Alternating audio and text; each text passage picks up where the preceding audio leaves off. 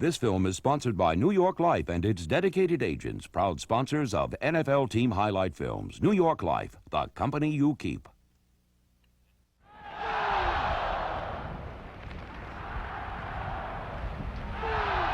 After ending the 1991 season in the AFC Championship, the Denver Broncos opened 1992 in mystical Mile High Stadium against a bitter rival. The Raiders were in town, and the air crackled with a call that is synonymous with Broncos football. Here's the count. Schrader going back. He's stripped to the ball. It's on the ground. Picked up by Brooks. 40, 30, 25, 20, to the 10, to the 5. Touchdown! Michael Brooks scored Denver's first touchdown of 1992. But on offense, miscues and a nasty Raiders defense was making life dangerous for John Elway. Trailing late in the game, Elway began planning for another of his patented comebacks. Hey, Arthur, did you have the cross? You have it?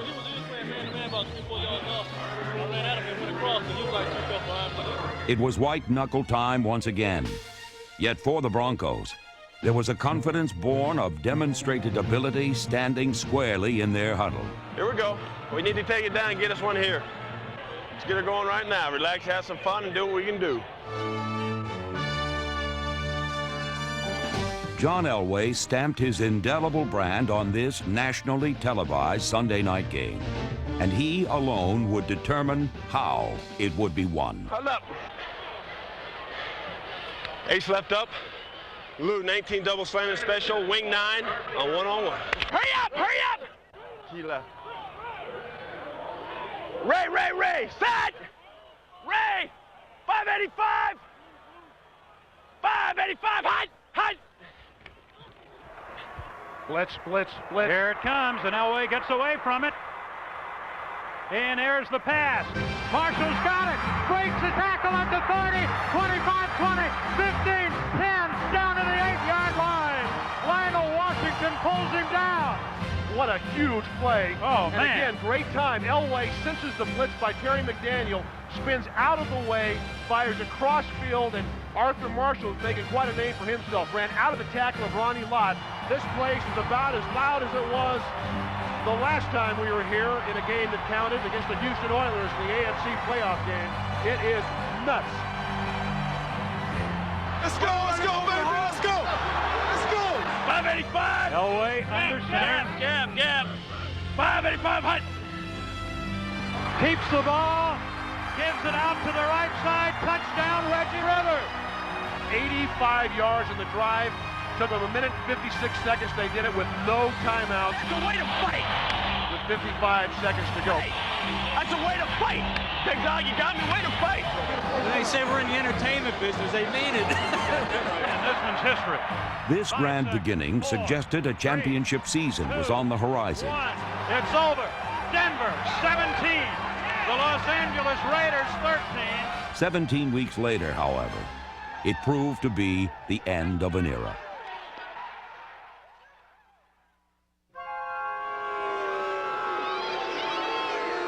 And hello, everybody. Welcome to Arrowhead Stadium. This is Larry Zimmer along with Dave Logan. The Kansas City Chiefs and Denver Broncos playing for a spot in the playoffs. The loser stays home. The winner advances to the wild card round next week. One victory short of the playoffs, Denver's season ended. Looking back at an 8-8 season, it's obvious that this franchise learned how just one play could determine a team's direction on the road to the Super Bowl. One pass was often the difference between an easy win or a perplexing loss. One hit cost the Broncos their quarterback for 5 games, a blow that no imaginative play calling could overcome.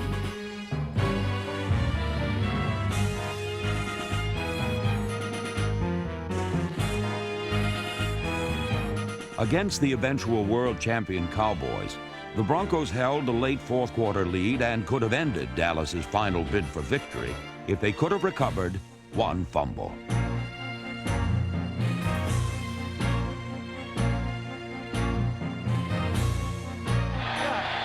It was a season in which the line between winning and losing was ever so thin. A season that tested the toughness and character of the Denver Broncos.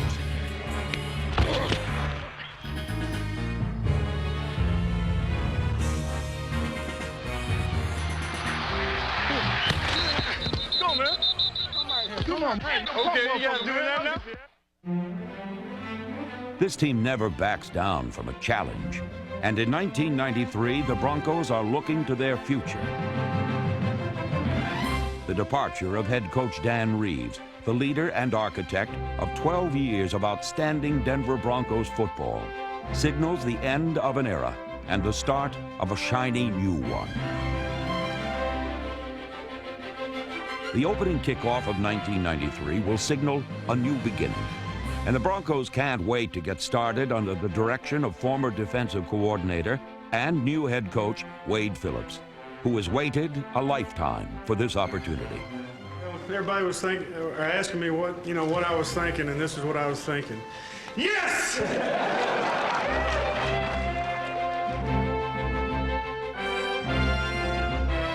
The trials will be many, the hopes high, as in 1993, the Denver Broncos and their fans witness the dawn of a new era.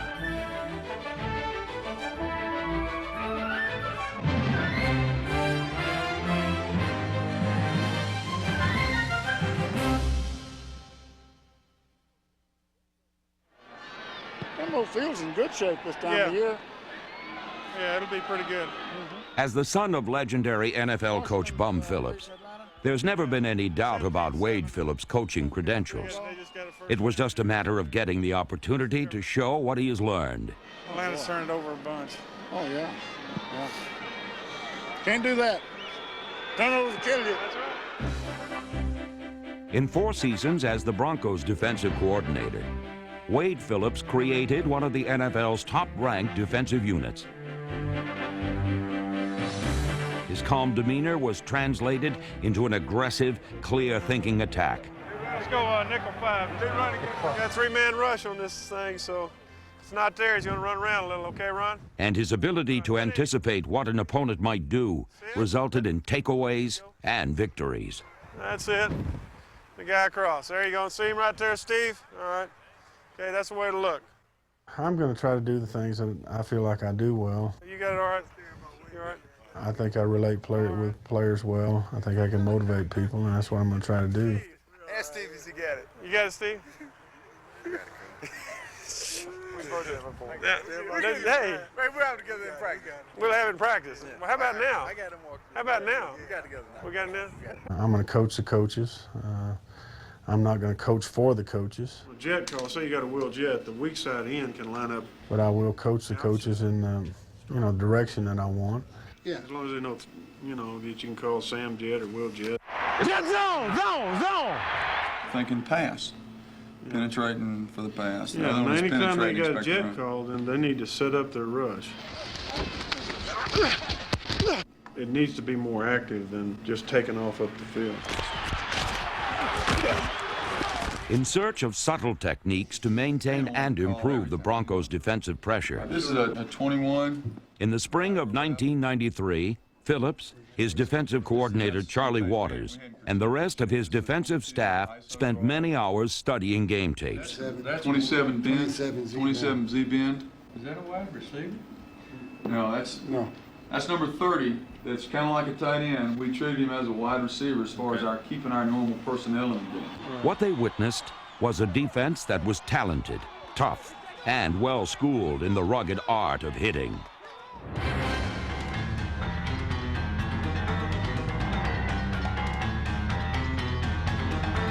Players like Tyrone Braxton, Wyman Henderson, Kenny Walker, Shane Dronette, Brian Sochet, Charles Dimry, Lilo Lang, Alton Montgomery, Keith Traylor, and Tim Lucas all made solid contributions.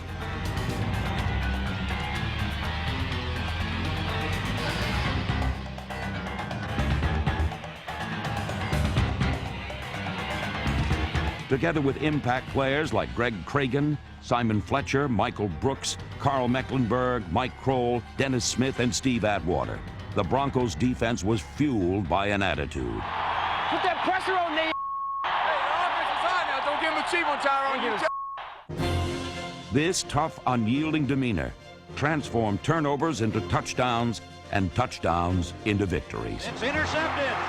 Henderson at the 40, 35, 30, to the 20, to the 15, cuts back to the middle of the field. He's at the 5, he scored! Wyman Henderson's interception keyed a 27-16 win over the Jets. And against the Seattle Seahawks, it was a winner-take-all attitude that turned a slim last-minute lead into a Broncos victory. We got to pick it up. We got to pick it up another notch. Get the ball out. 4:25 left to go in the game. However, Seattle at the Denver 22-yard line. Gelbaugh gives it off to Warren. Big hole in the middle. Fumbles the ball. And Denver's got it at the 16-yard line. With one bold move, Keith Traylor, number 54, stripped Seattle's Chris Warren of the ball. Jeff Mills recovered the fumble to end a hard-fought 10-6 win. Victory had been preserved by a defense that knows it's often not what you give up, it's what you take away. And under the new Broncos head coach, Wade Phillips, this will continue. There were other changes underway at the Paul Boland Memorial Broncos Center in the spring of 1993. Behind closed doors, an offensive revolution was being planned by new offensive coordinator Jim Fossil, his offensive coaching staff, and Broncos head coach Wade Phillips. The tight end's hard to find down there, boy. Yeah. I mean, it's hard for defense. Yeah. It's hard for the defense to find him. It's virtually impossible for him to go there to there off that short corner. Mm-hmm. So now just slide it Yeah. and put the back on 1 to 2. Yeah. He gets lost in there, and then all of a sudden he's wide open. Yeah, that's good. That's where 82 comes in here. Basically, we'll be more of a passing team, I think. We'll be pass to set up the run rather than run to set up the pass. Quarterback 7-step drop, progression. I think that'll be noticeable. Hopefully it'll be a positive effect. Z, run the angle cross, don't flatten. Speed's important. This is a speed route. So we talked about before is we're not going to take the time to gather, knot him, and flatten everything. Just shoo. Touchdown. We'll take it. 6. Our biggest asset is John Elway. He's our great player that stands above everybody, and we want to utilize his talent. And certainly, you can find a lot of guys that can hand off, but his talent is to throw the ball. Elway, throw that ball.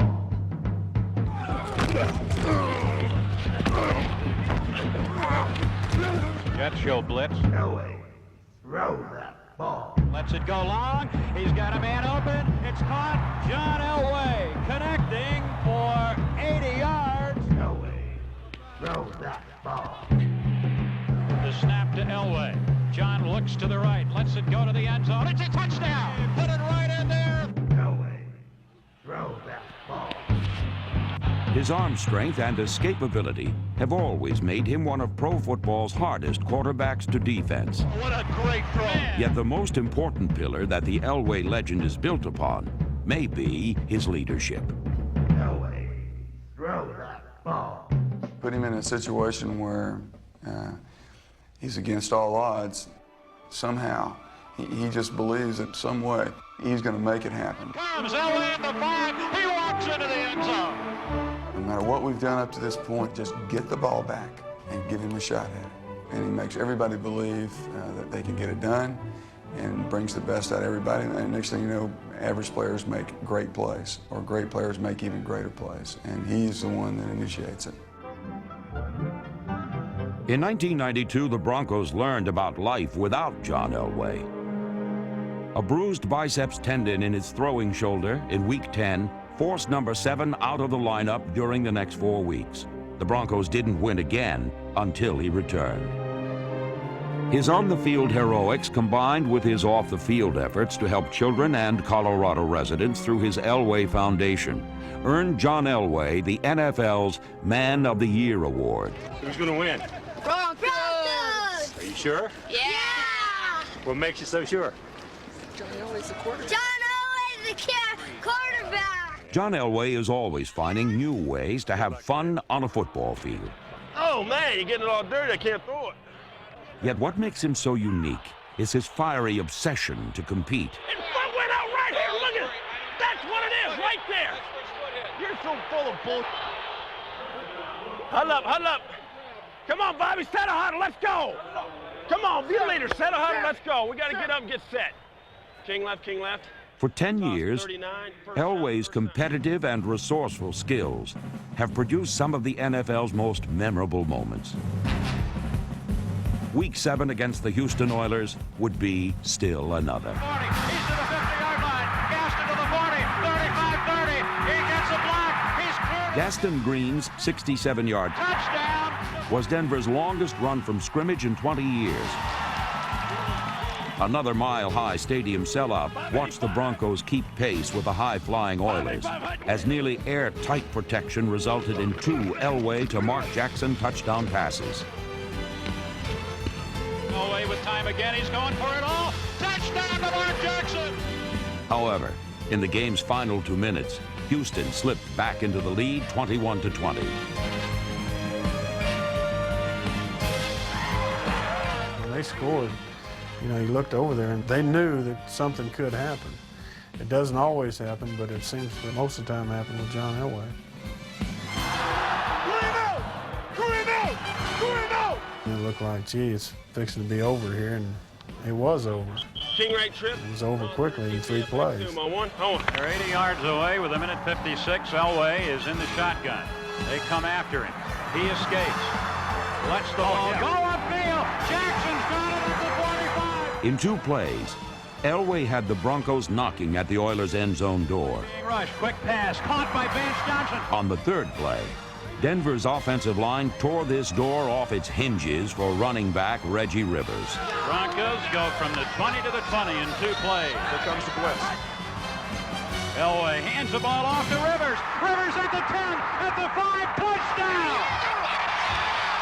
30 times during his career, Look at Elway. John Elway has led the Denver Broncos to dramatic 4th-quarter come-from-behind victories. How about that drive, folks? And armed with a new offense in 1993, there should be even more surprises on the horizon.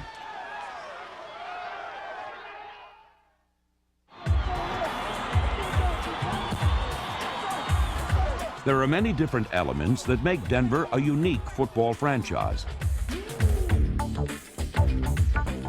Bronco fans are known as Bronco Maniacs, a faithful, fun-loving following that is attracted by Denver's style of play, as well as the many different personalities that make up this colorful cast of characters with character.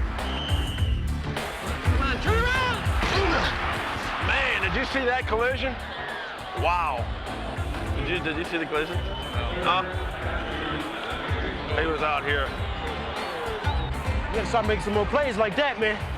You gotta start making some more like that. Those personalities are on the field also, and people don't realize that sometimes when you see in the stands, because you just see a uniform and a player, but you don't see the exchanges. Listen up.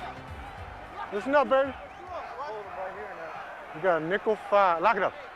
We're going nickel 5. If they run it again, we stop and call timeout, okay? Let's get the out of here. There's things that happen on the field that coaches sometimes never know about. What's causing all that fighting between y'all brothers, man? He pulled my face, man. See, ask Hunter. I could have laid Hunter out on that long run. I told him, watch out.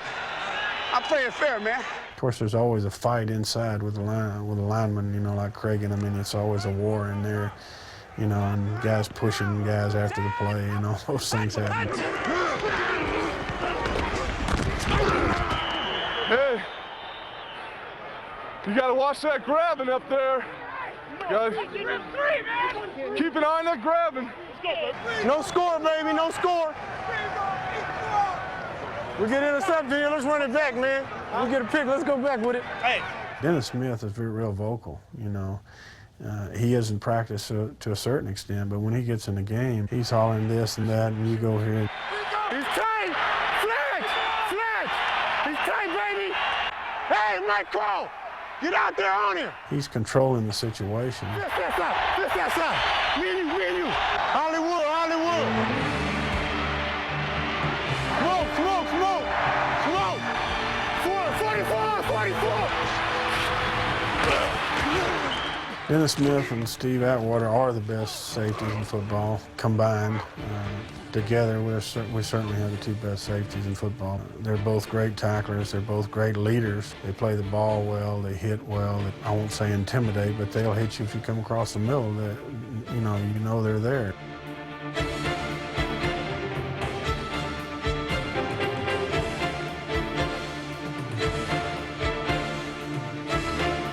Steve Atwater, number 27, is coming off his third consecutive Pro Bowl season.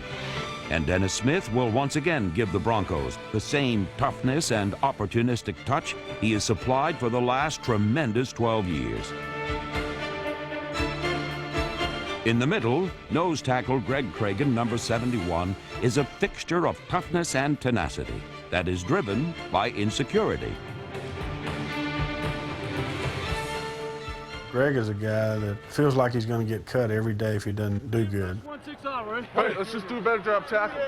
Nothing could be farther from the truth, but it motivates him. Watch that draw screen. Just alert for screen. Alert for screen. Watch the screen. Watch the screen. Come on. And he's highly motivated by worrying about getting cut. And I said, Greg, you're not going to get cut. And he's always thinking he's going to get cut. And actually, he's going to be one of the top players in the defensive line. Cragen had a career-best 5.5 quarterback sacks last season. And since Denver went to a 3-4 alignment in 1976, the team has had only two starting nose tackles, Reuben Carter and Greg Cragen. With Kenny Walker, Shane Dronette, and Brian Sauché rounding out the defensive line, the Broncos have a blend of youth and experience similar to that of their linebacking core. Carl Mecklenburg and Michael Brooks, number 56, are inside linebackers who can dominate the action in between the tackles.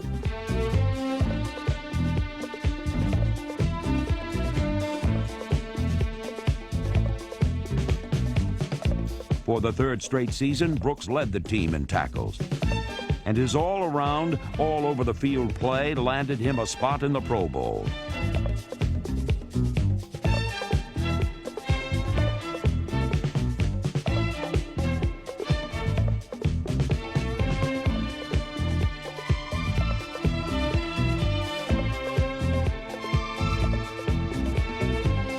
While the impact of Michael Brooks is fairly recent, Carl Mecklenburg has been a force for 10 outstanding seasons, and his value remains intact as a reliable run stopper.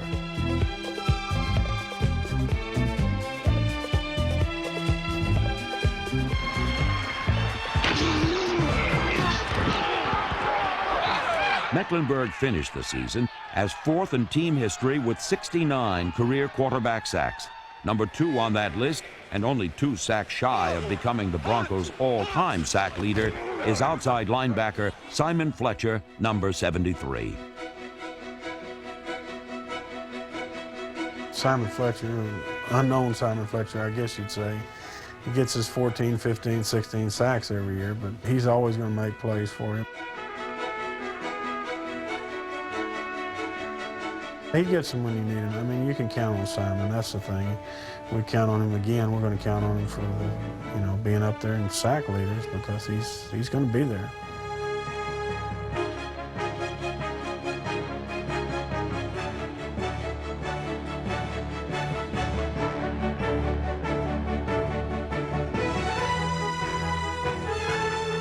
Fletcher led the team in sacks for the 5th straight year and was named Denver's defensive MVP for his superb season. While Fletcher is a pain on one side of a passing pocket, on the other side, third-year linebacker Mike Kroll can be equally annoying. Come on now, guys, let's go. 3 and out. X off, X off. Time to pluck some feathers. Let's go, man. Come on, come on. Come on. Mike is an all-around linebacker. He can rush real well, and you want to rush him all the time, but then if you need somebody to cover a tight end or a back or even a wide receiver, he can do those things.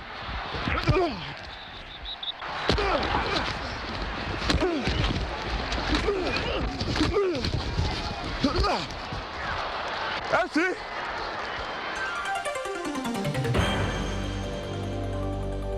It's hard to put him in a certain spot because he can do so many things so well. And he has great acceleration. He's a great tackler.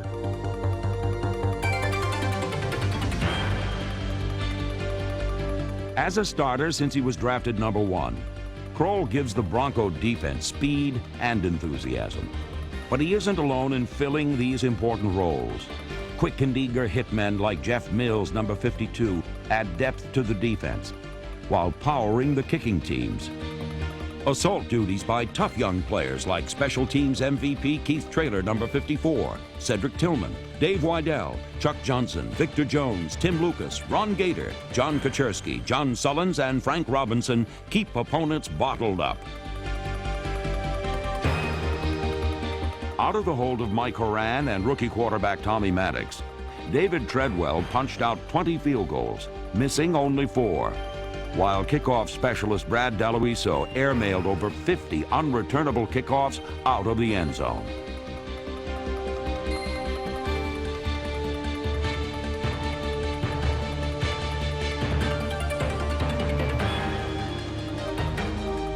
Rookie punt returner Arthur Marshall added stability and a flair for the dramatic with each of the 33 punts he carried back.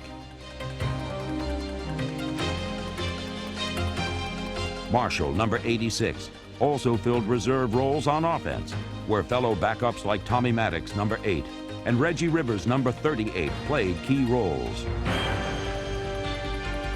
One who stepped out of the shadows of special teams obscurity to become a star was wide receiver Shannon Sharpe. In his first year as a starter, and wearing his 3rd different number in as many years, #84 fought to establish his own identity.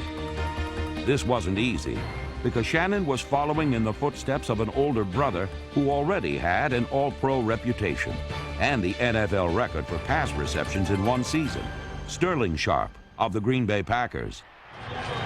I'm the best, Sterling. I'm better than you are, you know it. Be truthful. Tell the people the truth, who's the best.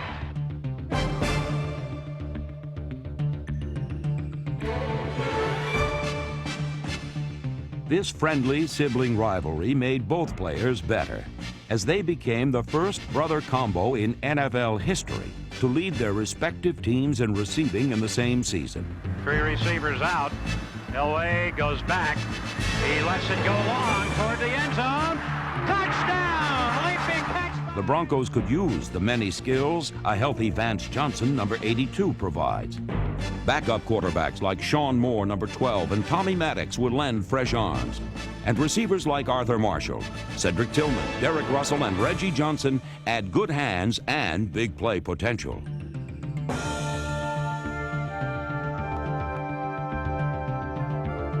Big plays begin up front in the offensive line, where center Keith Cart sets the tone for battle. Tackle Ken Lanier enters his 13th season and is joined by Doug Wydell, Russell Freeman, Dave Wydell, Jeff Davidson, Bob Meeks, and Chuck Johnson. Pass protection must improve, and clearing running lanes for backs Greg Lewis, #20, will also be important. During the offseason, the Broncos took steps to muscle up and improve their offensive line with the free agent additions of 6'7", 290-pound guard Brian Habib and 6'5", 290-pound tackle Don Maggs. Denver not only improved their pass protection, they added to their running game with the signing of Rod Bernstein, #82. This former San Diego Charger is a huge running back, who together with another acquisition, fullback Robert Del Pino, adds versatility and power to the Broncos' backfield.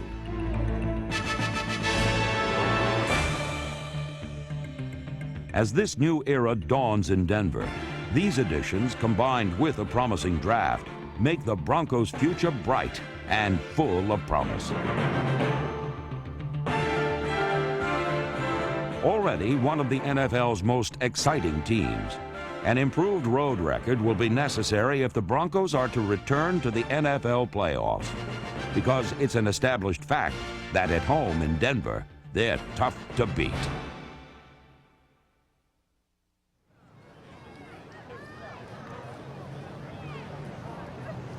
For the fortunate 76,000 plus who have the opportunity to attend Bronco home games, a day in Denver's Mile High Stadium is like no other.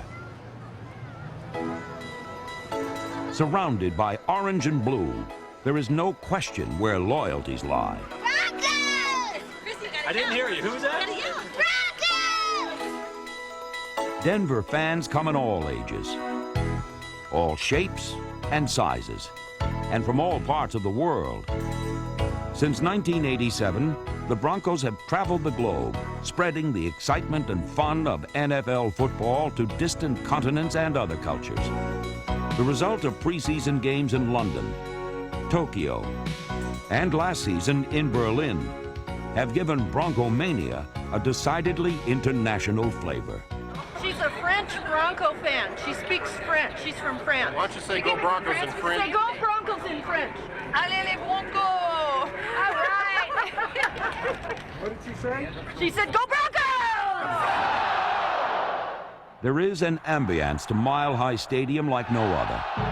Here, all seems possible when the Broncos play, no matter what the odds seem to be. Last season, a bitter divisional rival found this out once again, even though for close to 55 minutes of play, the visiting Kansas City Chiefs literally dominated the home team.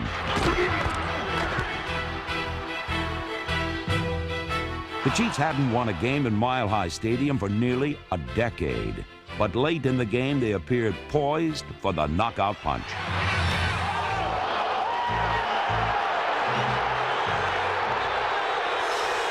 Kansas City had cast the first stone. But unlike David, the Chiefs had failed to slay Goliath. They had just made him mad.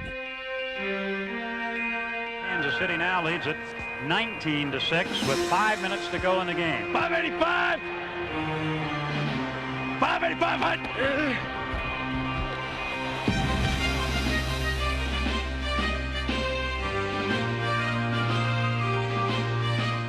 Elway patiently moved the Broncos. Nothing spectacular, but every yard fought for as if the game depended on it.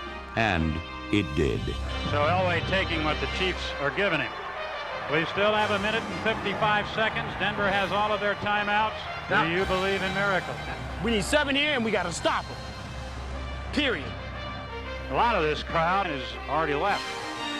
It's an uphill climb, but you think they'd learn. It's never over till that final gun goes off with this guy. With number 7 out there, you're right. Elway lets it go to Jackson. Touchdown! Jackson makes the catch just inside the goal line and inside the sideline. Boy, great throw, too. Let's go! Let's go! Turn it up!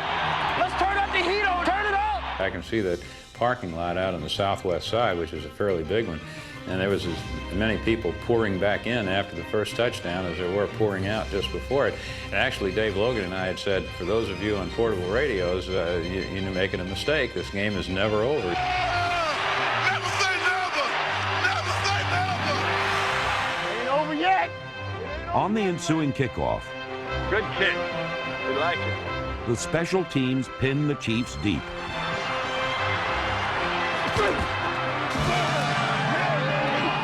Denver's spunk, persistence, and tenacity was unmistakable as this team of hustlers began running the table on the Chiefs. And it's up to the defense with 1:50. 3 plays failed to net a first down, and suddenly the Chiefs were staring at the frustrating fact that now, with the game on the line, they would have to stop John Elway. Man, I'll tell you what, this is our opportunity to get it done right now with the defense, the best in the league. And nothing to say about that. You do it.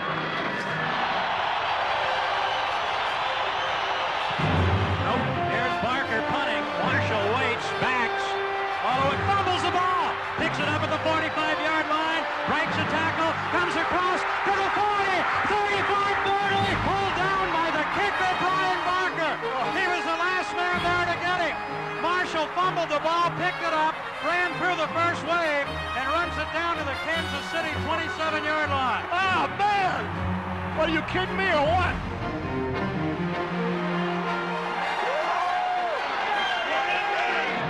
The story of this game could now be told just by looking at each bench. Looking over the sideline, looking at Kansas City, even though we were losing the game, you couldn't tell we were losing the game because we were excited and they were like, oh God, here goes John Elway again. This guy will go down as the greatest come-from-behind player in National Football League history. Elway's got the ball to the end zone. Vince Johnson, touchdown! Well, I tell you, unbelievable. And another fantastic finish. The Denver Broncos are going to win this thing. I thought I'd seen it all in last-minute comebacks, you know. I mean, I thought we have another one that's going to be similar to something else, but this wasn't similar to anything else because I had resigned myself to the fact that we were going to lose the football game with 3 or 4 minutes to go. And to see him come back under those circumstances and score not just 1 but 2 touchdowns was unbelievable. And the Denver Broncos with another fantastic comeback. Denver's miraculous victory was a perfect demonstration of the Broncos' multiple talents. There was the magic of John Elway, solid special teams, and a proven defense. Now add to that a popular new head coach and fresh new ideas designed to improve all phases of the team, and you have a franchise that is eager to face the dawn of a new era. Ain't nothing better than let TJ go out on that way, baby. Never stay over TJ, baby. That's right.